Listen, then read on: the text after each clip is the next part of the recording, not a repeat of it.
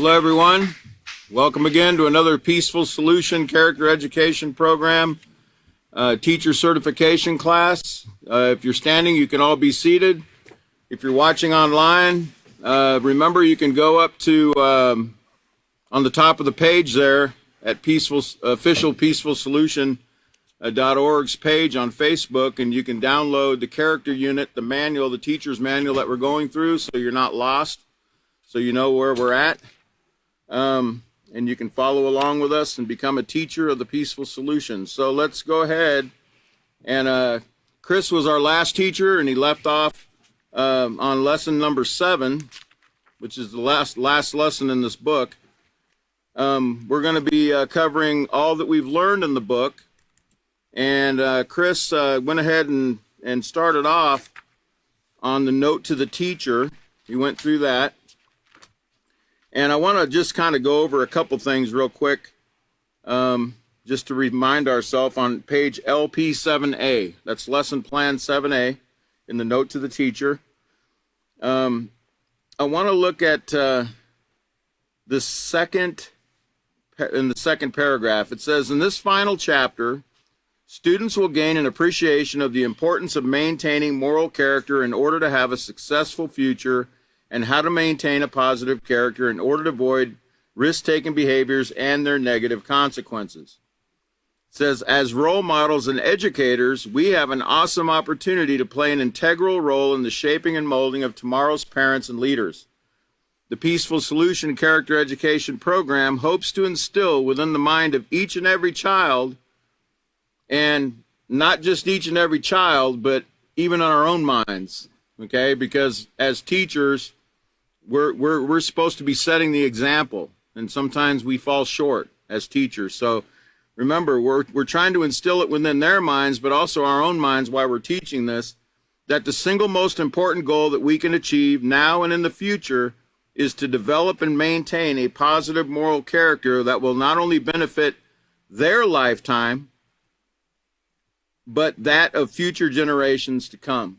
Okay, and that's like the ultimate example of not being selfish, you know, looking to others, thinking about other people's future, and making choices that won't bring harm, you know, to yourself, the environment, the world as a whole, and even the future of the world, okay, and making the right choices will certainly keep everyone safe. So let's look over at LP7C. And get started here. At the top of the page, we're going to look at the purpose and objective of the lesson, which is that students will learn that preparation for adulthood begins with developing a positive moral character. And we're going to sum up here in this procedure number 1. We're going to kind of go through each and every chapter, you know, each point from each chapter leading up to chapter 7. It says in Procedure 1, inform the students that this chapter will complete the unit on character from the Peaceful Solution Character Education Program. Explain to students that character is an essential part of who they are and how they identify with others. Re-emphasize that character should not be confused with personality. And guide class feedback by asking the following questions. And this is where we kind of sum up everything we've learned, all that we've learned so far in this manual. So A, we're going to ask this question: what is the difference between character and personality? Now, I know if I asked you that question and you could answer me right now, I know you would. But what we want to get in their mind is that character helps a person determine right from wrong, and personality reflects our likes and dislikes and how we present ourselves to others. Remember, character, it's spoken about. You can mark this next to that in page 3. Okay, page 3 of this manual. In fact, let's go back there just real quick. Page 3, and I'll just briefly sum up something here about character. And it says in the introduction, have you ever heard someone say, oh, him, yeah, he's a real character. What do you think that means? In fact, what does it mean to have character? And in the second paragraph, it says everyone has character. Character is what helps each and every person determine what's right and wrong. A person's character consists of patterns of behavior that are considered either positive or negative. And your character reflects who you are on the inside. It goes beyond what the casual eye can see. Now, this is really interesting because I found a picture. I was actually looking. I wasn't looking for it. I was looking up something else, and I ran across this picture. And I want to show you how easily character and personality can be confused if you haven't been taught the Peaceful Solution program. So here's the picture right here, and we'll go ahead and zoom in on it. You see an apple there, right? A golden apple with a rotten core. Okay? And notice what it says. It says appearance and personality. Now, what's wrong with that picture? Well, they're saying that the appearance is the personality and the character, or they're saying that the appearance is the character and the personality is what's on the inside. Okay? And that's actually the opposite of what you learn in the Peaceful Solution. Your personality is your appearance, your outer person, where the character is who you really are in the center there at the core, right? Okay, so on page 3, back to page 3, it says it goes beyond what the casual eye can see, and that's what chapter 1 was entitled, More Than Meets the Eye. Remember, you can't know someone's character or who they really are on the inside unless you get to know them. And I mean, you need to get to know them through observation, conversation. You need to hang out with them for a while. And that goes to the second manual that we're going to be covering coming up about acceptance and about the friendship stages that, people need to learn to go through. We tend to choose friends or choose to hang out with people, especially as a younger person, and we don't really think too much about anything about, well, what's that person really like? We usually choose friends based on likes and dislikes, the things that we like, the things they like. They seem really cool because they drive a certain car, they listen to a certain type of music, they dress a certain way, they have certain mannerisms, etc. But character, it goes to what's on the inside, and it takes a while to get to know who people really are, and you need to be careful who you choose to befriend. So knowing about your character will enable you to understand why you think and act the way you do. Knowing how to identify a positive character in others will help you build strong, positive relationships. Very important. We all need to learn how to identify a positive character in other people. Now, are you going to find anybody out there that's perfect? No, you're not. So when choosing friends, you're always going to find that everyone has flaws. Everyone has certain character flaws, but there are certain character flaws you're not going to want to hang around. Okay, like if somebody uses drugs, somebody's over drinking, or doing anything that can bring some kind of immediate harm to you or somebody else. You don't want to hang around with that person, and you don't want to hang around with them not because you don't like them or that you think you're better than them or anything like that. It's because you want them. Let's put it this way. Let's say you know somebody that has a drug problem, that's using drugs if you're in junior high or high school. And let's say that you decide, as you should, that you don't want to hang out with that person because you don't want to get involved. You don't want to be around a person that uses drugs because you could actually get in some kind of trouble. If they have drugs on them and you're with them and you get caught, they're not going to think that you don't know about those drugs. They're going to think you do because they're going to say, well, how can you be hanging around with somebody and you don't know what they're doing? Birds of a feather flock together, right? So let's say that you decide you don't want to hang out with them. And what should you really be hoping for? Well, you should be hoping that person values your friendship. They start missing you and they think, you know what? Maybe I should reconsider using these drugs. Maybe I should reconsider my behavior because I really would like to hang out with my friend, but my friend doesn't want to hang out with me because I'm doing the wrong thing. That's what you're hoping for. You're hoping your friend will have a change of heart and they'll stop doing what they're doing and they'll come over to the Peaceful Solution side. That's what you're hoping for. It's not hating anyone or it's not being mean to anyone or anything like that. It's just trying to hope that they see the error of their ways. Okay, so Now it says sometimes a person's character can be mistaken for their personality. I'm on the last paragraph on page 3, as we saw in that picture. Although they can be confused, character and personality are two very different concepts. And we need both character and personality to interact and function within our society. So let's go back to LP 7A or C. And it says personality reflects your likes and dislikes and how you present yourself to others. Remember on page 23 and on page 25, we learned about personality, about the likes and dislikes, you know, the kind of food you like, the kind of music you like, the kind of way you like to dress, your different hobbies, your skills. Those are all personality, okay? Those are personality traits. And how you present yourself. Remember, oftentimes, as the Peaceful Solution says, the reason why you want to get to know people before you decide to hang out with them is because oftentimes an immoral character is hidden behind a charming and fictitious personality.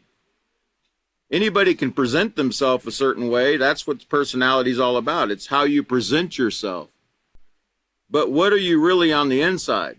And that takes time to get to know. So that's why it's very important to get to know people before you decide to befriend them and hang out with them.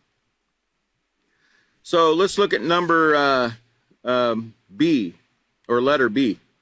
What effects does, and this is the questions you're asking your students, what effects does family have on the development of your character?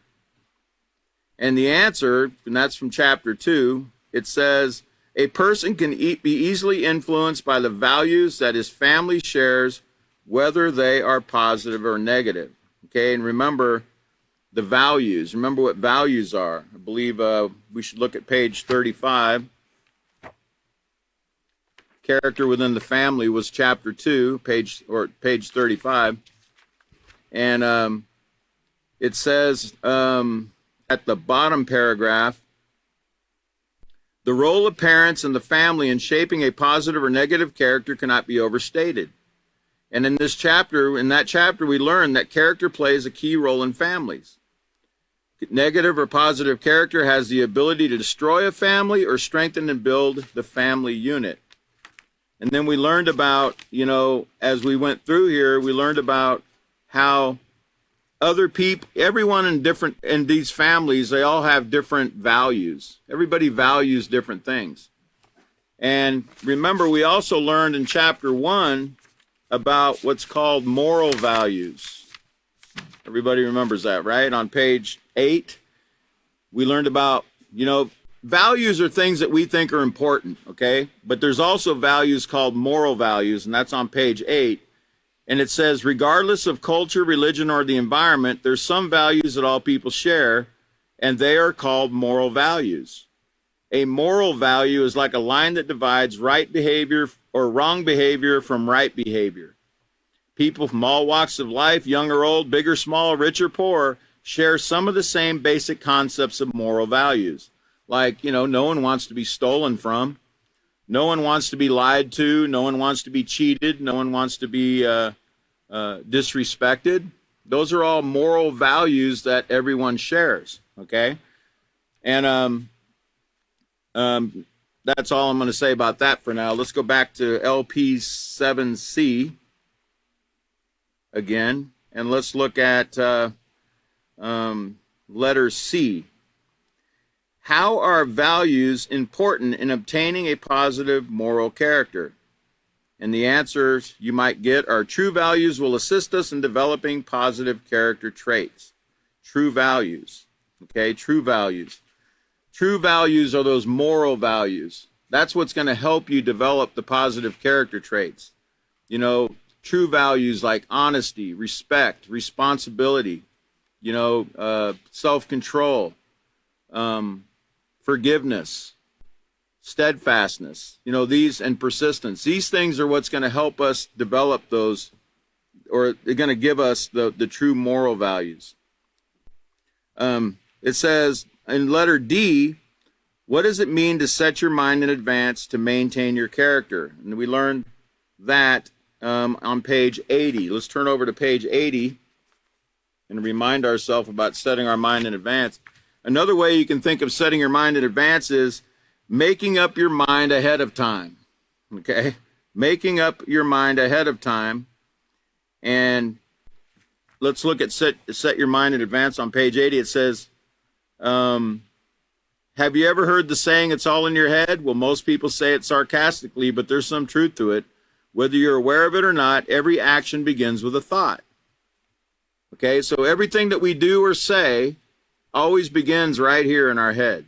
Okay, and that's why we need to learn how to control our thoughts from the outset. If we could learn to control our thoughts, right, we could actually learn how to control our feelings and our actions. We could control our, probably one of the biggest things we learn how to control is this right here, right? But we also need to control this up here, you know, because this up here is what leads to this down here, saying the wrong things, right? So it says, setting your mind in advance to maintain your positive character traits begins by first considering just how important it is to have a moral character. Now, the only way you're going to know how important it is to have a moral character is through education. You know, you're not going to just wake up one day and think, you know, hey, I need to have a moral character. You're not even going to know what character is until you're, you know, somebody brings it to your attention and says, by the way, this is the Peaceful Solution Character Education Program. This is what moral character is. And this is why it's important to be an honest, respectful, humble, you know, person. This is why it's important. And this is what you can achieve in life if you do it. Okay? Most people don't give much thought to that. Most people's day consists of what they're just thinking about, you know, what they're going to have for breakfast, who they're going to play with at school, where they're going to go after school, you know, what movies, what video games they're going to play, or they're listening to their music. You know, a lot of children, you know, they wear those earbuds and, you know, they're just lost. They're in another world.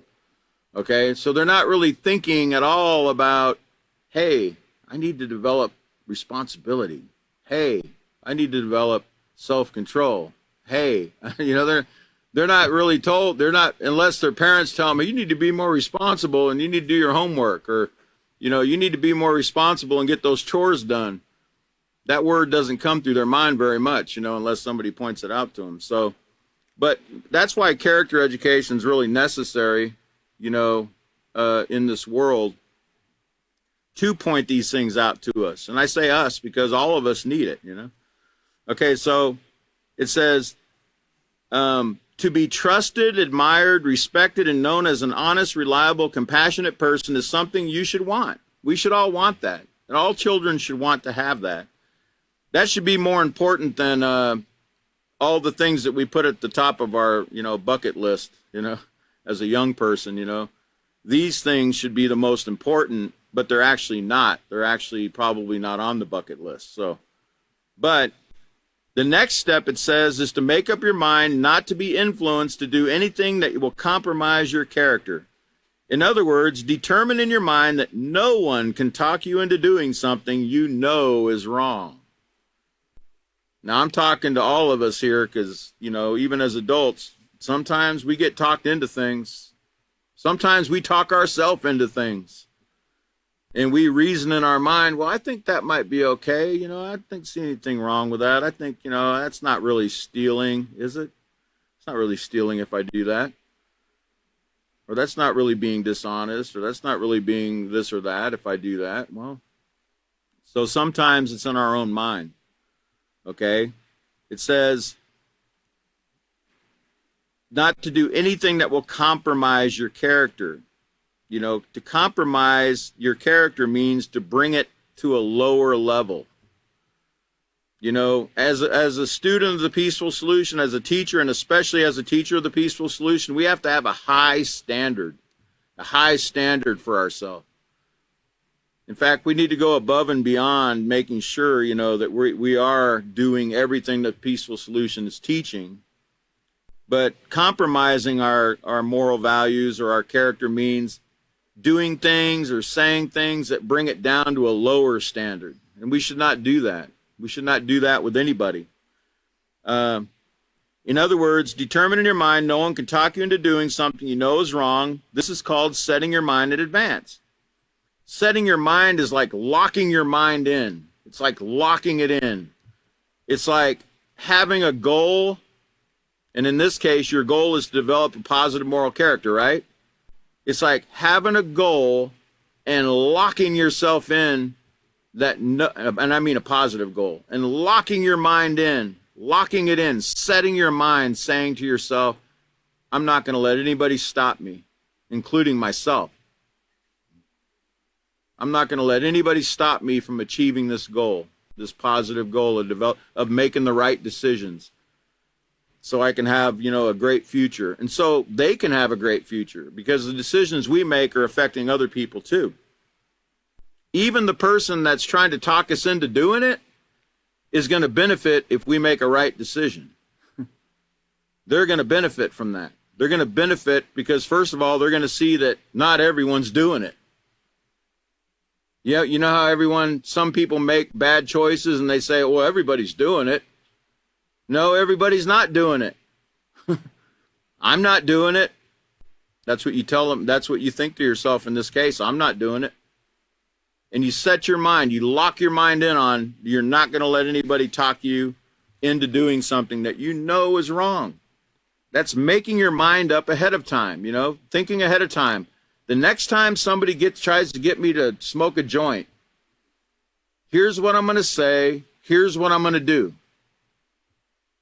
And then follow through with it. Prepare yourself for it. If you don't prepare for the test, you're not going to do well, right? If you don't prepare for the test in school, if you don't prepare for your math test or your spelling test or your history test or whatever test you're given, you're not going to do well, and you're probably going to fail at that test. You're going to fall down, and you're going to have to take it again. That's why a lot of people, they make wrong choices, and then along comes another set of circumstances, and they're like, why does this keep occurring to me? Well, because you haven't passed the test yet. You got to pass the test. You got to make up your mind. We've got to make up our mind that we're not going to allow anyone or anything, including ourselves, to talk us into doing something that we know we shouldn't do. So let's go back to LP7C. It also says on D, where it talks about setting our mind in advance, it says the possible answers could be to consider how important it is to have positive character and not deter from it. If you make a mistake, learn from it and don't make it again. Because as been pointed out before by other teachers, if you make the same mistake twice, it's not a mistake anymore. It's called a choice. You're not being careful. Remember, mistakes generally occur because we're just not knowledgeable about something, or we're not being careful. We're being careless. We're being reckless. We're not, I gave the example of putting power steering fluid in my brake reservoir because the bottle looks similar, Well, that was just being reckless. I should have read the bottle. I should have been more careful. But I guarantee you now, I'm reading the bottle because I learned from that mistake. Okay? But there's been other times I've made similar choices, and I'm still trying to overcome, reading the bottle again, so to speak. Okay? But if we make a mistake, learn from it and don't make it again. Don't be influenced to do anything that will compromise your character or that will set your moral standards lower. Don't do it. Don't do it. You know it's right. If you know what's right, do it. Do what's right. The other person doesn't know what's right yet. The only way they're going to know what's right is if you do what's right. Right? We have to set the example. We have to be the ones to show them. Okay?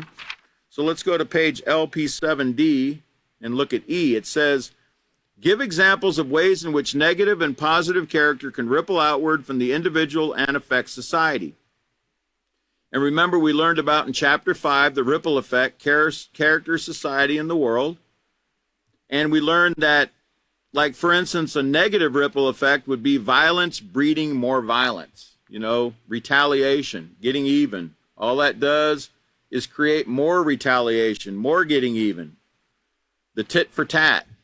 We had that video we could show them, with the tit for tat, where the Well, I don't want to give it away. Maybe possibly we can play it next time. Maybe the teacher coming up can play that video for us so we can see the stupidity of retaliation and what it leads to. It could start off with something so small, like an argument between two people. And if somebody doesn't humble themselves, it could turn out to where somebody's pushing a button on a nuclear missile. Okay, that's what it can lead to. And a lot of innocent people get caught up in these things, you know. So that's one of the effects, the ripple effect of negative behavior is violence breeding more violence. Or I believe one of the teachers talked about crime in a neighborhood. You know, how if somebody commits a crime in a neighborhood, a burglary or, you know, some kind of a pickpocket or robbery, other people get nervous, they get scared, and then next thing you know, they've got crime watches and everyone peeking out their window and everybody's a suspect, you know. You can't even walk down the street without everyone thinking you're up to something, you know. I don't like a world like that. I don't want a world like that. I don't want a world where I can't walk down the street and everyone's not looking at me like a suspect, you know. People shouldn't have to worry. People shouldn't have to live in fear, you know. They shouldn't have to have that. They should be able to leave their windows open, leave their doors unlocked, you know, leave their keys in their car and not worry about somebody. Don't do that. Don't do that right now. But when once everyone learns a peaceful solution, you'll be able to do that. Just don't try it yet. And then positive ripple effect. Chris talks a lot about that hope page 117, about acts of kindness passed on. You know, like they call it paying it forward. You know, doing something right, making a right choice and treating somebody the right way might encourage that person to treat you the right way or treat somebody else the right way, okay? You just never know how your actions can affect somebody else. But, you know, acts of kindness passed on or, you know, just doing things, being honest. You know, I've seen examples where people have lost things, somebody turned it in, and you could hear audible gasps. You're like, wow, you know, really? That's $2,000. You're not going to keep it? You know? That can make a big impression on somebody's mind when they see something like that. It can actually inspire them to do it themselves. You never know what your actions can inspire other people to do in a positive way when you do them. So, so let's look at number F, or letter F, sorry. How can learning to be a true, effective leader, by the way, the negative ripple effect was also on page 106 if you want to mark that in your notes. And then the positive, you can put page 117 next to that. So F says, how can learning to be a true, effective leader help you maintain a positive moral character? And the answer is, that's from chapter 6, which we just covered, called I Can Make a Difference. It can help get yourself and others out of a bad situation, becoming a true moral leader. It can help you get yourself and others out of a bad situation. It can motivate you to take initiative and have courage to stand up for what's right. Okay? Remember about that assertiveness, that word assertive? It didn't mean being aggressive. It didn't mean being pushy. It just meant that you're willing to stand up for your rights and the rights of others in a calm, polite way. Okay? And not being forceful, not being a bully or anything, but being courageous in a positive way. It says you might even encourage others to make a right choice when you do that. You might encourage somebody. Notice, you might. Not everyone, you know, I've noticed that positive character is not exactly contagious. You know, negative character is very contagious. Okay, but positive character, sometimes it takes a little longer, you know, but you got to keep trying. You got to keep making the right choices. Don't be discouraged just because you might be the only one making a right choice in the situation. Just keep making the right choice, and eventually they might catch on. They might see the benefit of making the right choice, but don't give up. Remember, you're being tested. You're being tested in that situation. We're all being tested.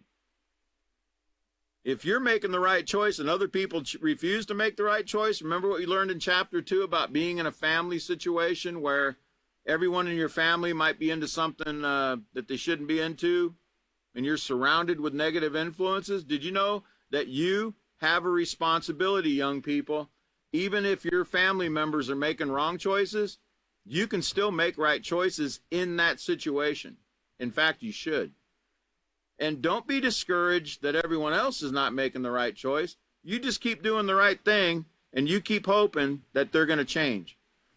And hopefully by your example and your courage and your assertiveness in that situation, you can change their heart and mind through your example.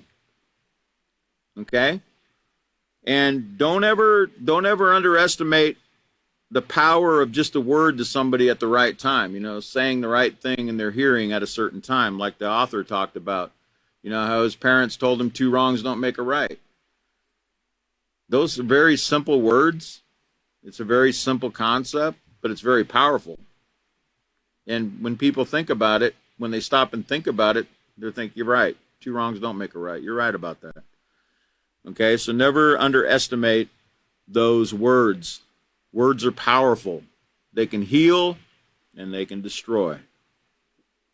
They can hurt. They can heal.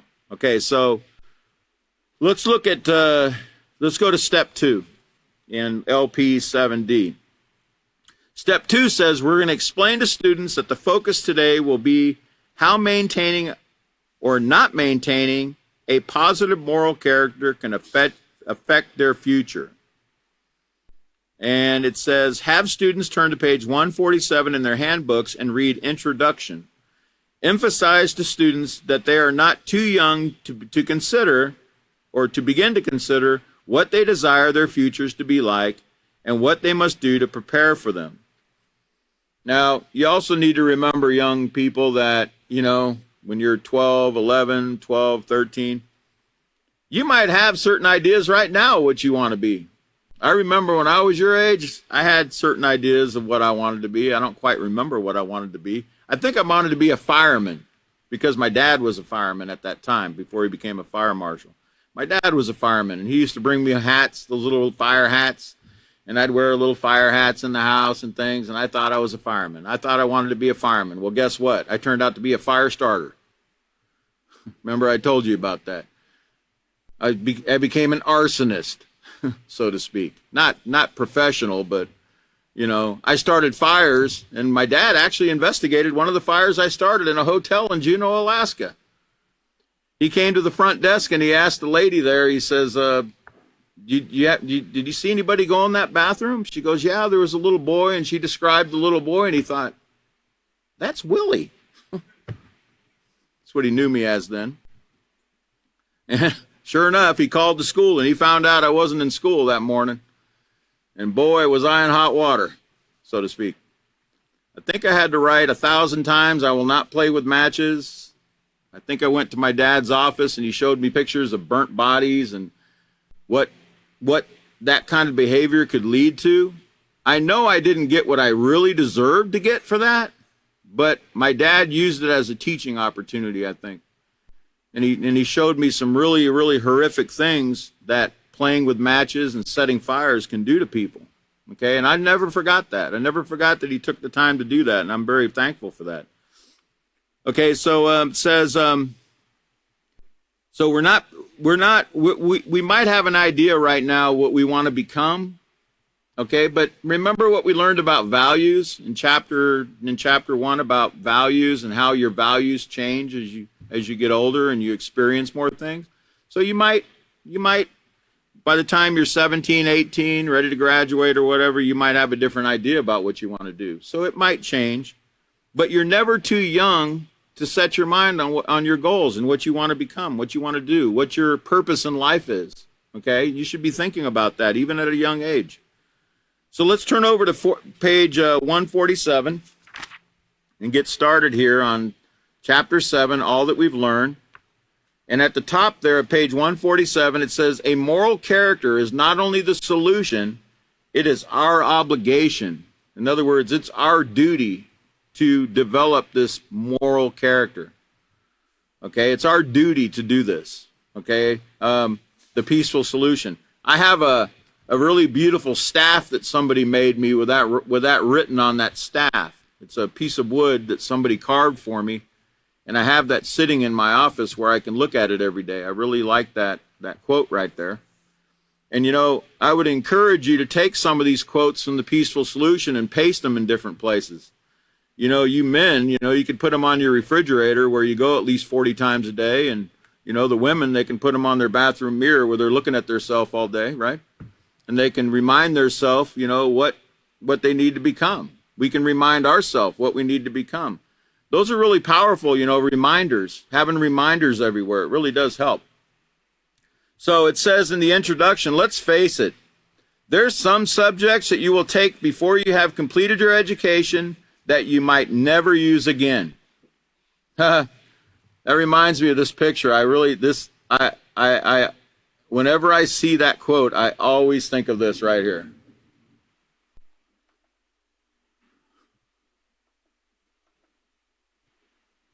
Here's a lady, she looks like she's probably in her 40s, and she says, and yet another day has passed, and I did not use algebra once.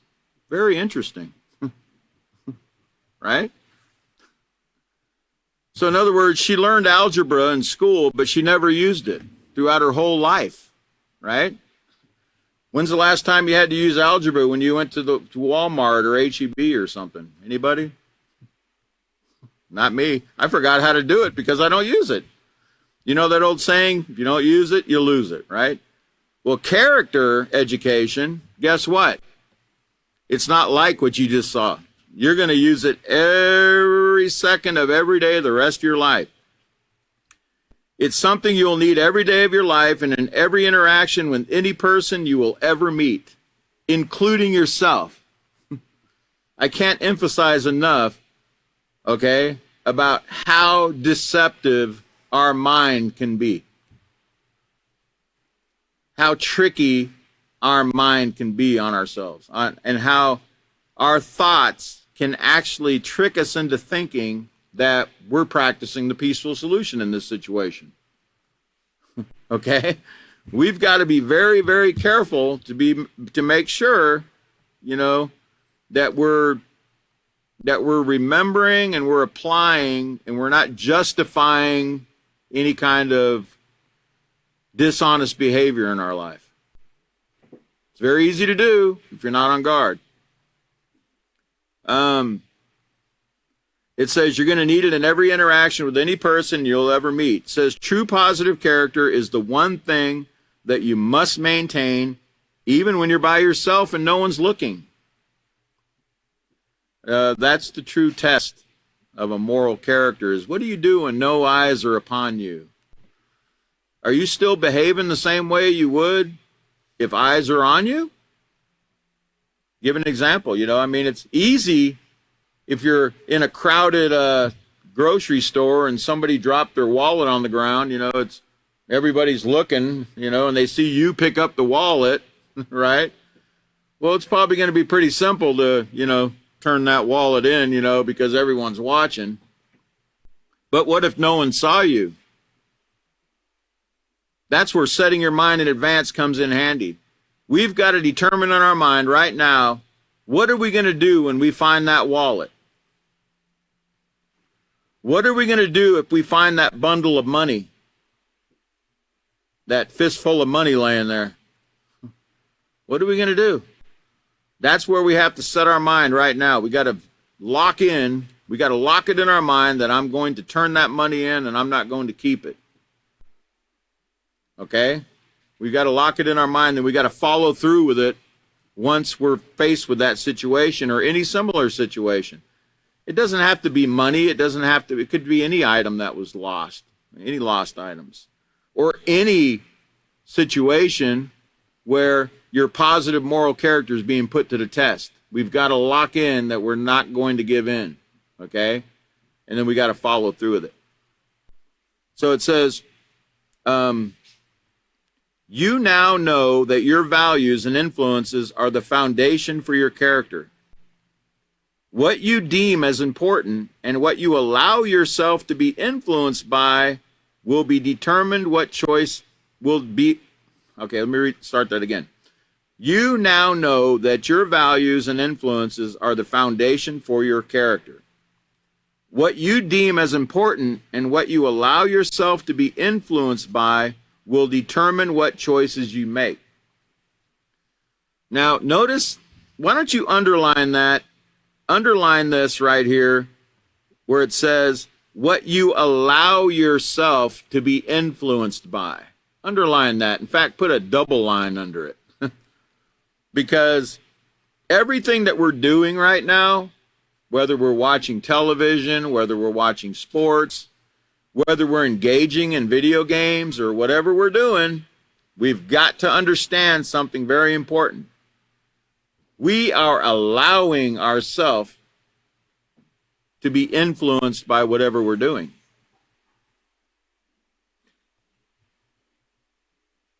It's kind of like if you were listening to some sappy love song on the radio, you know, one of those cry in your Coca-Cola songs, you know, where, you know, jerking at your heartstrings, you know, and you're feeling all sad and depressed, you know. Well, what do you think you need to do in that situation? If you're feeling all sad, what do you think you should do? Don't you have the choice? Don't you have the ability to change the channel or turn it off? If you don't want to feel that way, don't you have the ability to do something about it?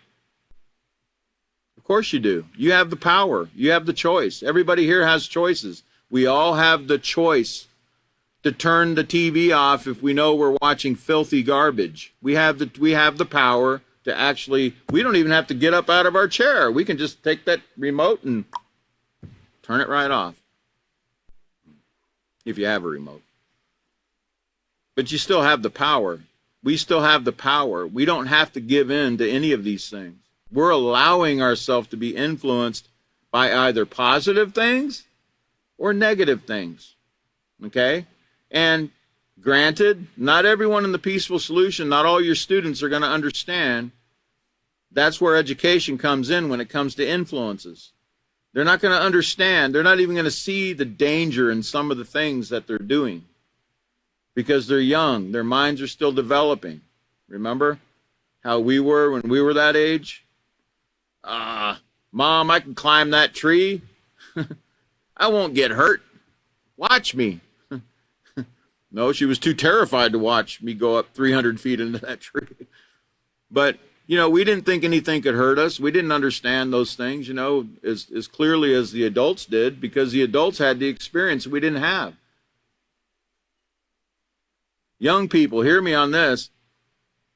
We've got to get it out of our mind that our parents don't know what we're talking about. They know what we're talking about. We've been there. I know it's hard as a young person to imagine your parents as a young person because you just know them as a big person, you know. But yeah, they were young too at one time. Yeah, they went through those similar things that you did. They might not have went through every single thing that you went through, but they went through similar things. They know. So you can trust what they're telling you in that situation. If it's dangerous, they know it's dangerous and they're trying to guide you away from it.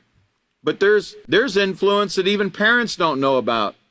There's subtle influences, very sneaky things that are being done in entertainment, in music, in movies, in sports, in everything that you're engaging in. There's things being done that you're not aware of that are influencing the way you think, the way you feel, and the way you act.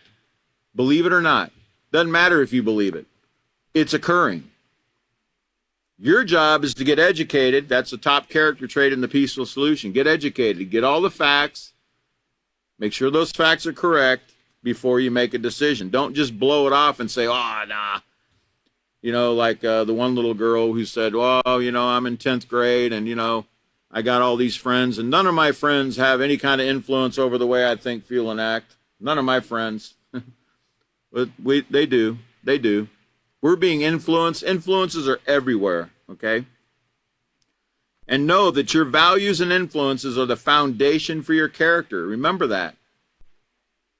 That might be the very thing, what you're watching or what you're doing could be the very thing that's keeping you from being able to move on and develop that positive character that you want to develop. So you've got to know You've got to learn what these things are.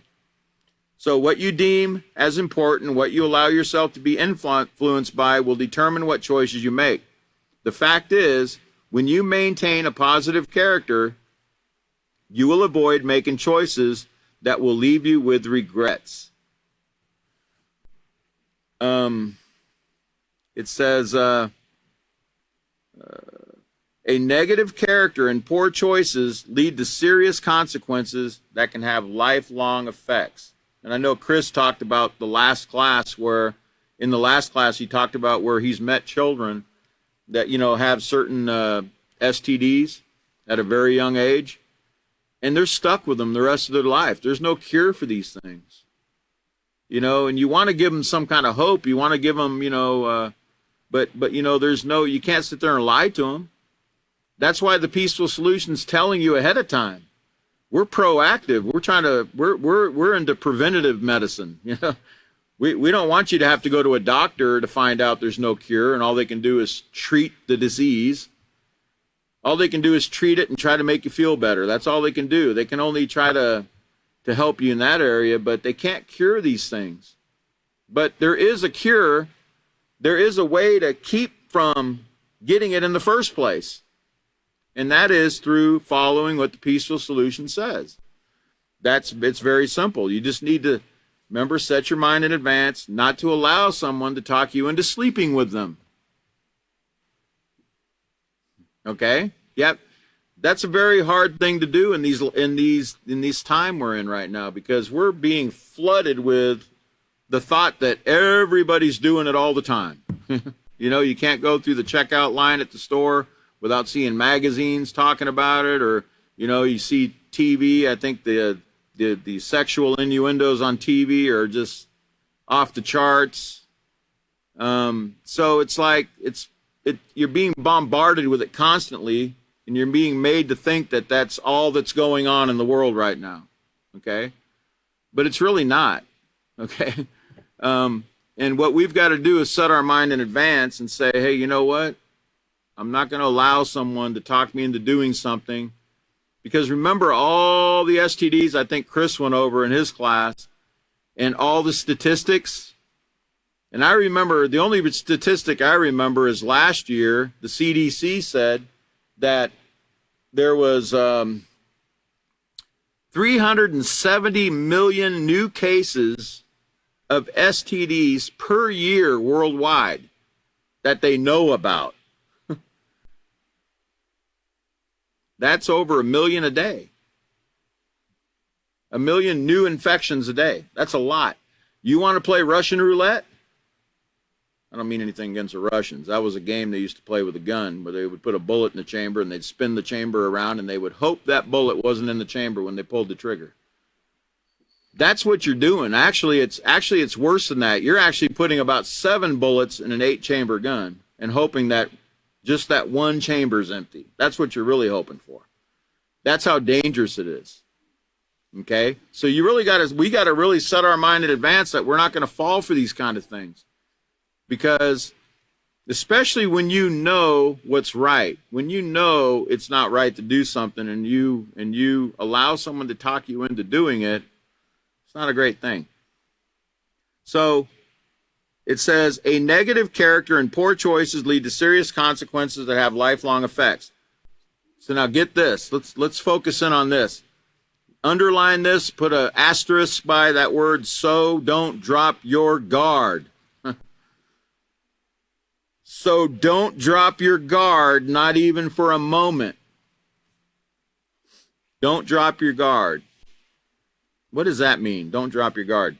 Visualize that your positive character is like a shield, protecting you from choices that could seriously hinder you from a bright and successful future. Now, y'all know what a shield is, you put up in front of you to, I know you've seen police shields, where they put them up and they try to keep rocks from bottles from hitting them and stuff. Well, I want you to imagine yourself being bombarded, with arrows called negative influences. You can even think of them as hand grenades people are throwing. Negative influence coming in. Negative influence coming in. The only way you can block them, you're not going to have a physical shield to do it with. Okay? The only way to block these is by remembering what's written in the peaceful solution and then following through with what's written in the peaceful solution. Why don't you write that down? Don't drop your guard. Visualize your positive characters like a shield protecting you from choices that could seriously hinder you from a bright and successful future. But you got to use the shield, it's a tool, That shield is take all the positive character traits that are listed in the peaceful solution, like honesty and respect and so forth. Okay? Now you've got to have all of them, right? You got to have every one of them. You got to be using them all. You can't leave one out. If you do, you got a hole in your shield. You got a defective shield, and guess what? Something's going to get through that shield because you don't have your full shield. You don't have integrity. You got to have that integrity. The integrity of our shield is no longer there because something's missing. Let's say that we're not patient in a situation. Somebody's really getting on our nerves. Somebody's really jerking our chain, pushing our buttons, and we lose it on them.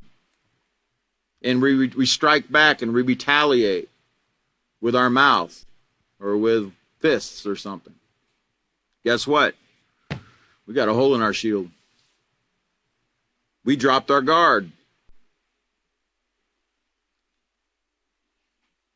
That would have protected us from the wrong choice if we'd have remembered what was written in the peaceful solution and then followed through with what was written.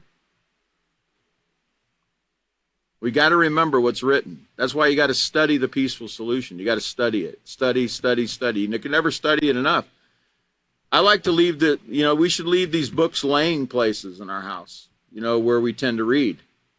And like I said, the visual reminders are very helpful. That one right there, you could type that one out right there or just take a picture of that one right there. Don't drop your guard, not even for a moment. That's how serious it is. Because think about it. You might think I'm being a little bit over dramatic, but guess what? How many wrong choices does it take to go to jail? I heard a young person say one. You're right. It only takes one. It don't take multiple. It only takes one wrong choice to become a thief. It only takes one wrong choice or one outburst to lose it on somebody and actually bring harm to that person and end up in prison the rest of your life. Or end up having to pay somebody's hospital expenses, medical bills, and then, all the other consequences that come from that, from losing it. It only takes one bad choice to lose a positive reputation, right? Remember? We can make literally thousands of right choices throughout our life. And we could build a very positive reputation. And in one wrong choice, just one, we drop our guard just one time. Guess what? It's gone. It's gone. And it can take years to build that. And that doesn't mean you'll never rebuild a positive reputation, but it could take years. My father died 3 years ago, I think. And he told me right before he died, just a few months before he passed away, he called me and he said, I've been watching what you're doing on Facebook. This is like 20 years. I got to tell you this. He was when I was in prison in Fairbanks, Alaska, and I was going up for parole. This is back in 1988. I asked my dad if I could come and live with him when I got out of prison, and he was willing to give me an opportunity because it had been 10 years. I'd been in prison for a long time, and he thought he must be changed by now. He must be okay by now. So, yeah, I'm going to give him an opportunity. Well, you know what? I got involved while I was going up for parole, just before I went up for parole. I got involved in a prison credit card scheme. And I got caught in that prison credit card scheme where hundreds of thousands of dollars were stolen. And that actually made the front page of USA Today. And my dad read about it. I was in Fairbanks, Alaska. My dad read about it in Seattle, Washington. And he saw my name. And he said, he wrote me a letter and he said, William, is that you that article's talking about? And I told my dad, no, Dad, that's not me. That's another Bill Krause that was here. There was actually 2 Bill Krauses in that place. But I tried to put it off on somebody else. Well, after that, and I got found guilty of that charge, my dad didn't have anything to do with me for 20 years.